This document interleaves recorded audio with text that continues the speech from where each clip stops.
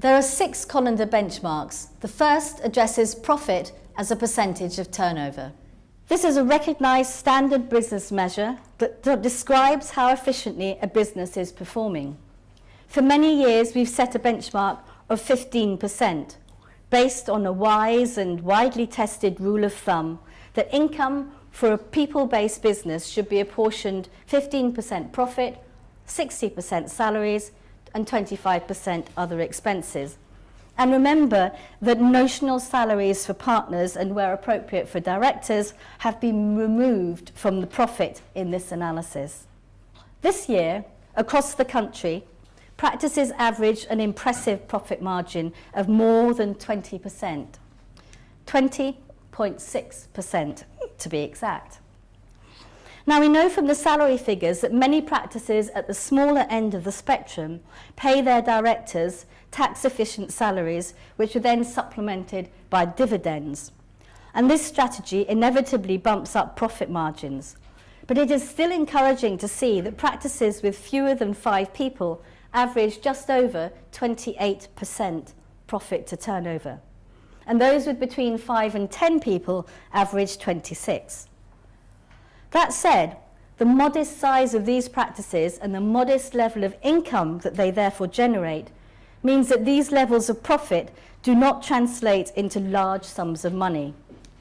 Average income from practices with fewer than 5 people is less than £100,000 per year. And for practices with between 5 and 10 people, it's less than £350,000. In line with this well-established trend that Colander has found in every one of the 11 years that we've been benchmarking the profession, the larger practices report considerably lower profits in percentage terms than the smaller practices. And I think it's perhaps worth reminding ourselves why profitability is likely to fall as practices grow. Larger practices can no longer manage by osmosis. So they need to spend more time on internal communications, and that costs money. They work with a very different set of clients to their smaller counterparts. And these primarily corporate clients expect a higher level of speculative work, which means that the marketing costs per fee earner are higher for the larger practices. Similarly, the larger practices tend to work on larger projects, requiring more complex coordination, and this is reflected in higher IT spend per fee earner. Perhaps because they need to put forward a better front to their corporate clients, the larger practices also average a higher spend per head on their premises. And finally, it's worth noting that the larger practices are investing more in their people. On average, they offer far greater salaries and take-home packages than the smaller practices. While the average profit to turnover reported by practices in each size band is above the benchmark, it does conceal some very worrying variations in fortune, especially at the larger end of the spectrum. Almost 60% of the practices with more than 50 people do not meet this benchmark, and just short of 40% fail to muster even 10% profit.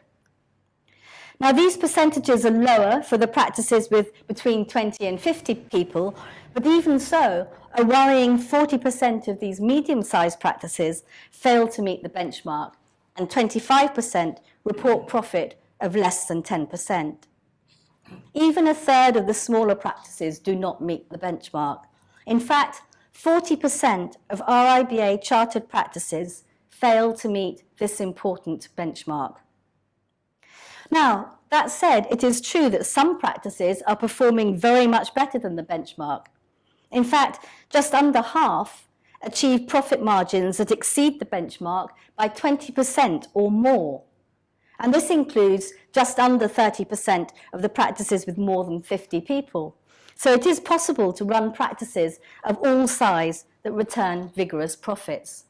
But you shouldn't forget that in real money, the profits achieved by the larger practices is astronomically higher than that achieved by even the most profitable smaller practices. 43% of the £373 million profit that is achieved by all the practices in this survey was earned by practices with more than 50 people. And that's despite the fact that they represent only 4% of the total number of practices.